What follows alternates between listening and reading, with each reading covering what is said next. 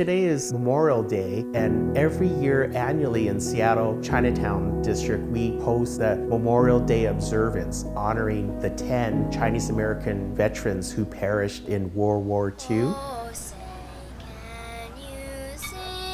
Ladies and gentlemen, welcome to the 2024 Seattle Chinatown International District Memorial Day commemoration. In addition to this year, something special is that we put up a new flagpole. The city came up with part of the money, but they were short. There was 3 other community organizations that helped donate the extra funds that we needed to get the flagpole that we could all be proud of.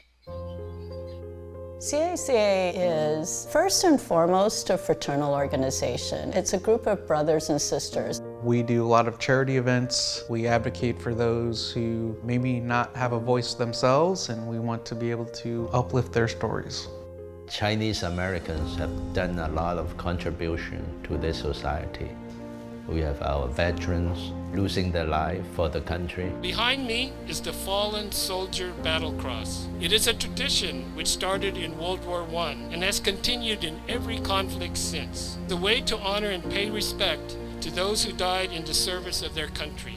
It consists of the rifle, helmet, boots, and dog tags, symbolizing the soldier has finished the final march to battle and will never be forgotten.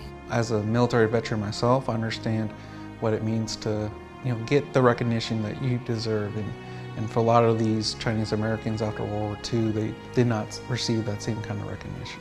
Behind the Fallen Soldier Battle Cross is the World War II Memorial, honoring 10 Seattle area Chinese Americans who gave the ultimate sacrifice for our country during World War II. The Congressional Gold Medal regional event that we had in Seattle was very much of a collaborative experience. A lot of work, but a lot of worthwhile work. We wanted that dedication, that recognition. We needed to do that. I think if it was later, we're losing the people connected to those that got the award. And so I knew that we had to do it while the generations are still around. The CGM event was very emotional for me to realize the story behind of why we're doing the event. Being able to honor those who didn't get that recognition in the past, they definitely deserved it, and I'm proud to see them get that proper recognition. I was a newcomer. How can I get involved within my own community and doing things that's meaningful? So when I moved to Seattle, our Portland friends said, you gotta start a Seattle Lodge. I said, I didn't have time, but after a couple try, we get C.A.C.A. Seattle Lodge charter. Our signature event is the rice drive that Ming Ming started. Realizing that there's a big need in the Seattle Chinatown, we have a lot of elders with low income living right here in our neighborhood. Because many food banks don't give food to be culturally sensitive to the needs and wants of the Chinese American community, we raise money and distribute rice. We try giving our elders each a bag of 5-pound rice along with other perishable items. Coincide right before the elections in November. A lot of times that's the biggest barrier is they don't understand how to fill out their ballots. I'm a certified court interpreter in Cantonese and Mandarin, so we have enough interpreter to help people fill out that registration form. You have your voice to vote, and if you don't vote, you are just throwing away your privileges. Involvement with C.A.C.A. also allowed me to learn about the Chinese girls drill team in Chinatown. Attention! March time! March! Forward! March!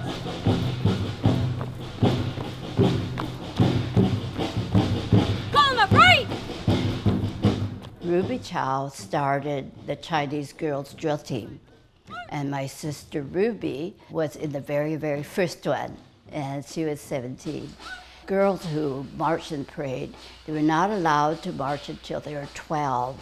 So after 2 years, I joined the Chinese girls drill team as a banner girl until I got tall enough and old enough to actually march in the drill team itself.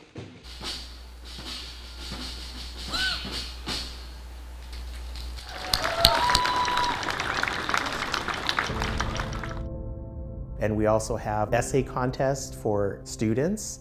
Another is our annual banquet, where we honor with the Fred Yee Citizenship Award annually.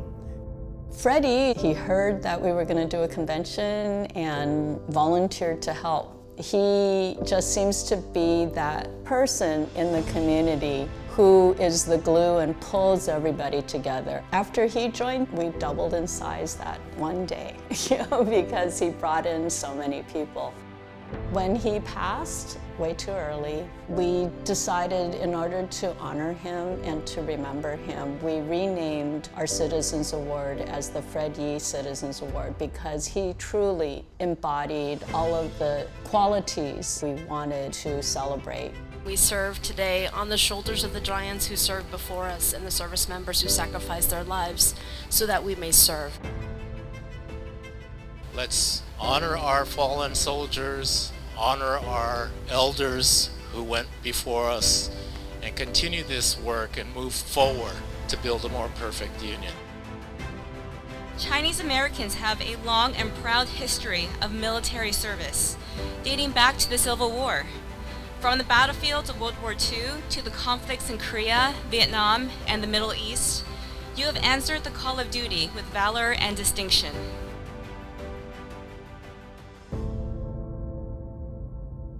I was kind of lost. I didn't practice too much with Chinese. I was Chinese American, so I was more assimilated to the American side than the Chinese side. Was when I joined C.A.C.A. and helped me kind of reconnect myself to my Chinese heritage.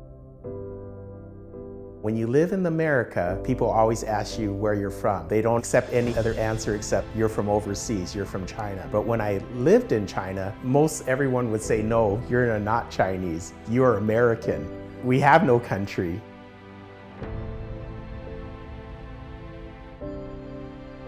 So C.A.C.A. taught me that I am Chinese and American.